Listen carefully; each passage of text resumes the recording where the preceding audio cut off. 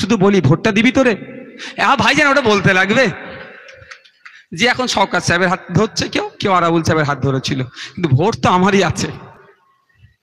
সেই যেগুলো বাকি আছে সেগুলো আপনাদের কাছে পৌঁছাতে হবে। দলুয়াখাকি থেকে শুরু করে, যাদবপুর থেকে শুরু করে, টালিগঞ্জ থেকে আপনার বারাইপুর পূর্ব পশ্চিম, সোনারপুর উত্তর দক্ষিণ, সর্বোপরি ভাঙড়েও, ভাঙড়ের সেই 6 লেন থেকে শুরু করে একদম কোথায় পোলেরহাটের ওই মাথার নাম বলো না গো, মাছিভাঙা থেকে শুরু করে ওই শেষ পর্যন্ত একদম ওই পীর পাগলা পীর পর্যন্ত আমাদের সবটাই আমরা কি করব, আমাদের ভোট তো সব, সেটাকে গুছিয়ে আমাদের খামের মধ্যে দেব। আপনাদের বলি, আপনারা এখন থেকে লেগে যাবে, যখন আমাদের সিম্বল অ্যালটমেন্ট হবে, সিম্বল আমরা কত নম্বরে পাবো এটা ভালো করে বুঝবেন। আমিরুল্লাহ জানে, কিছু কিছু তৃণমূলী বন্ধুদের ফিট করে পঞ্চায়েত বিধানসভাতে আমার বিরুদ্ধে ক্যাম্পেইন করিয়েছিল যে 1 নম্বর না 2 নম্বর সুইচটা টিপে মেশিনটা অন করবেন, তারপরে ভাইজানের খাম চিহ্ন দেবে। এটা আর হতে দেওয়া যাবে না। আমি ভেবেছিলাম 86,000 ভোট কিভাবে তৃণমূল পেল, পরে জানছি ভাইজান এই করেছে সব। আবার কিছু লোকের মাথায় নাকি কোরআন শরীফ তুলে দিয়েছিল, ধর্মগ্রন্থ তুলে দিয়েছিল, ওগুলো হতে দেওয়া যাবে না। কোনো অন্যায় হলে সাথে সাথে আমাদেরকে জানাবেন, আমরা সাথে সাথে ইসিআইকে জানাবো। ইসিআই যদি অ্যাকশন না নেয়, আমরা প্রয়োজনে কি করতে হবে, আইনত কি ব্যবস্থা গ্রহণ করতে হবে সেটা আমরা করব। কোনো প্ররোচনায় পা দেওয়ার দরকার নাই, কোনো অশান্তিতে পা দেওয়ার দরকার নাই। মানুষের কাছে শুধু ভোট দানের ব্যবস্থাটা ঠিক করে দেব, মানুষ শান্তশিষ্টভাবে এসে ভোট দেবে, ভোট পেরিয়ে যাবে। এটা হবে ভাই। সকলে ভালো থাকবেন, সুস্থ থাকবেন। আমাদের ভোটটা কবে আছে? April, June. আমাদের ভোট কিন্তু এখন বাকি আছে। কবে? জুন মাসের 4 তারিখে সকাল সকাল খামচিনে ভোট দেওয়া।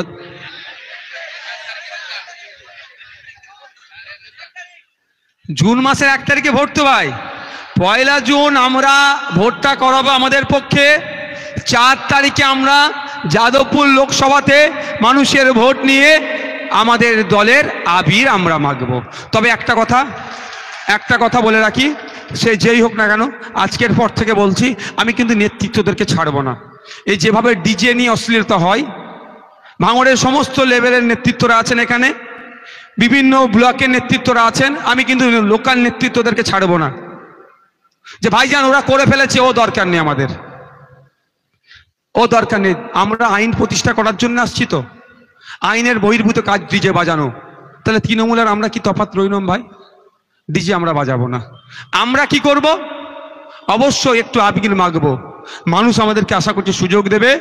আমরা বিজয় উৎসব কাকে বলে, বিজয় উৎসবের মাধ্যমে সামাজিক কি বার্তা দেওয়া যায়, আশা করছি 4 তারিখে রেজাল্ট পাওয়ার পরেই আমরা ঘোষণা করব এবং সারা রাজ্যের মানুষকে তাক লাগিয়ে দেব। কিন্তু এই রেজাল্টটা পেতে গেলে কার ভূমিকা লাগবে? আপনাদের ভূমিকা। আপনারা ছাড়া আমরা চ্যাম্পিয়ন অর্থাৎ 1 নম্বর থাকার রেজাল্টটা পাবো না। আপনারা যদি চান যে আমরা এখান থেকে যাদবপুর থেকে পার্লামেন্টে পাঠাবো, তাহলে আমরা জিততে পারবো।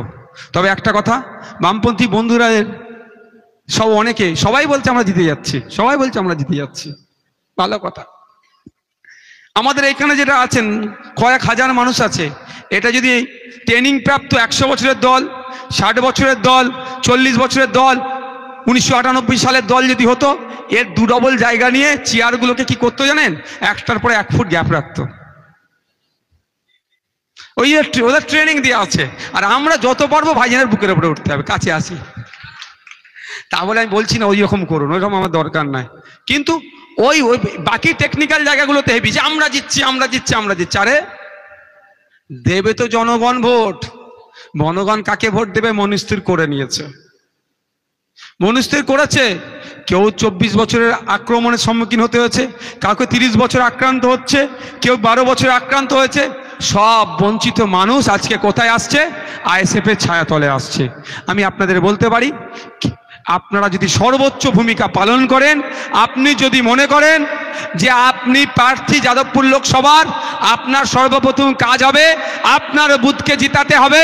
আপনার বুথ জিতলেই যাদবপুর জিতবে, আপনার অঞ্চল জিতলে যাদবপুর অঞ্চল, যাদবপুর লোকসভা জিতবে, আপনার ব্লক, আপনার বিধানসভা জিতলেই যাদবপুর লোকসভা জিতবে। তাহলে আমরা কিন্তু 1 তারিখে ভোট দেবো এবং 4 তারিখে রেজাল্ট আমাদের পক্ষে নিয়ে আসবো। সকলে ভালো থাকবেন, সুস্থ থাকবেন, আস্তে আস্তে এখান থেকে বিদায় নেবেন। শুধুমাত্র অঞ্চল নেতৃত্বরা যারা আছেন বা ব্লকের নেতৃত্ব যারা আছেন, যাদের এখনো রিপোর্টিং বাকি আছে, রিপোর্টিংটা করিয়ে যাবেন। আপনাদের বলি, আপনাদের ব্লক নেতৃত্বদের মাধ্যমে, ওই তো ডাক্তার টিকে মণ্ডল আছে, বেচারির অপারেশন অবস্থায় মারাত্মক রোগ নিয়ে উনি ওই দিনকে মার খেয়েছিল, ওনাকে অ্যারেস্ট করেছিল। কই টিকে মণ্ডল আমাদেরকে ছেড়ে গিয়েছে, মনে হয় যাবে। এ আমাদের তুমি ওঠো, দেখে তোলো, ভোগালিওয়ানের ওঠো ওঠো। ওই বেচারির নামে মিথ্যা কেস থেকে বাড়ি ছাড়া করিয়েছিল। দুঃখ লাগছে আমারও, ওনার স্ত্রী মারা গিয়েছে, ওনার 2টো বাচ্চা আছে, জানাজাকে ঠিকঠাক না করে মাটি ঠিকঠাক দিতে পারেনি, অ্যারেস্ট করে নেবে, মিথ্যা মামলায় জেলে রাখবে, ওই বাচ্চাগুলোকে সামলাবে না, স্ত্রী হারা শোক জ্ঞাপন করবে। তারপরেও কিন্তু আমাদের ছেড়ে যায়নি। এই ইন্ডিয়ান সেকুলার ফ্রন্ট কোন দালালদের কথাই চলে না, কারো টাকার বিনিময়ে চলে না। যারা অর্থের বিনিময়ে বিক্রি হয় তারাই বলবে আইএসএফ বিক্রি হয়েছে টাকার কাছে, যারা বিভিন্ন লোভের কাছে বিক্রি হয় তারাই বলবে বিক্রি হচ্ছে। এই ভালোবাসা ভুলতে পারবো না। এই আমার ভাই, ওর জন্য আমি কারো টাকায় বিক্রি হয়ে যাবো কারো কাছে, বলবো আমি কিনতে পেরেছে। এরকম অনেকে আমাদের আছে, অনেকভাবে ডিস্টার্ব করেছে, কিন্তু আমাদের ভালোবাসার কাছে এরা পরাজিত হয়েছে। আর আপনাদের ভালোবাসাতে আমরা পরাজিত হয়েছি, আর 100 বার পরাজিত হওয়ার জন্য প্রস্তুত আছি।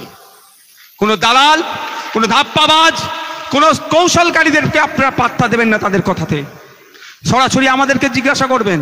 আর আমি তো বলে রেখেছি ভাই, প্রকাশ্যে টাকা নেবো, 90% তোমাদেরকে দিয়ে দেবো, লাইন করো।